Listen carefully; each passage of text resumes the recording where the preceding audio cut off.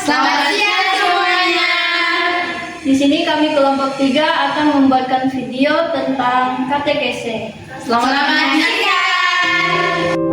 Baik, saya akan menjelaskan arti dari katekese umat menurut PKKI 1 dan 2. Menurut PKKI 1 tahun 1977, katekese umat dipahami sebagai kebersamaan umat dalam mendalami iman di mana setiap orang tidak hanya mendengarkan tetapi juga berbagi pengalaman sehingga iman menjadi nyata dalam kehidupan sehari-hari. Sedangkan menurut PKKI 2 tahun 1980 menekankan bahwa katekese umat adalah komunikasi iman yang didasarkan pada sabda Allah.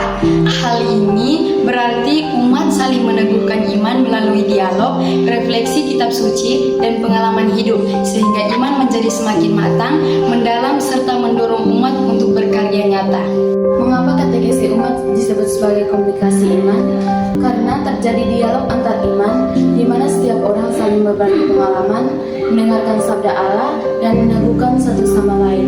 Contoh nyata remaja saat ini berbagi pengalaman di kelompok kategorial, diskusi kitab suci dalam kelompok PMK, dan saling menguatkan teman yang sedang mengalami masalah melalui doa bersama. Di sini saya akan menjelaskan tentang bagaimana hubungan katekese umat dan peran Yesus Kristus sebagai pola hidup. Yesus Kristus adalah pusat iman umat dan teladan umat beriman.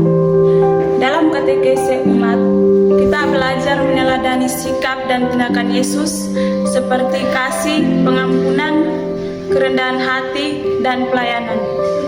Nah, melalui proses komunikasi iman umat, semakin diteguhkan untuk menjadikan Yesus sebagai pola hidup sehari-hari. Dengan demikian, katekese bukan hanya tentang belajar bersama, tetapi mengarahkan umat untuk hidup sesuai dengan tindakan Yesus Kristus dan pelayanan kepada sesama. Baik, refleksi saya sebagai seorang siswa, saya ingin menghidupi katekese umat bukan hanya untuk diri saya sendiri, tetapi juga untuk mengajak orang lain ikut serta merasakan kasih Kristus. Seperti di sekolah, saya ingin bisa menumbuhkan semangat saling mendukung, mengajak teman berdoa sebelum melakukan kegiatan belajar mengajar. Dan di rumah atau di dalam keluarga, saya berusaha untuk menjadi teladan dengan sikap jujur, rajin, dan mau membantu tanpa harus diminta.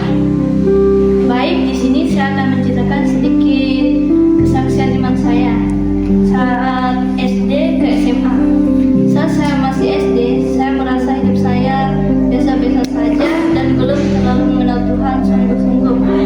Saya lebih fokus dengan hal-hal duniawi seperti bermain, mengerjakan tugas tanpa memikirkan soal iman. Namun ketika saya masih masuk SMA Kristen, hidup saya berubah. Di Semak saya mulai belajar lebih dalam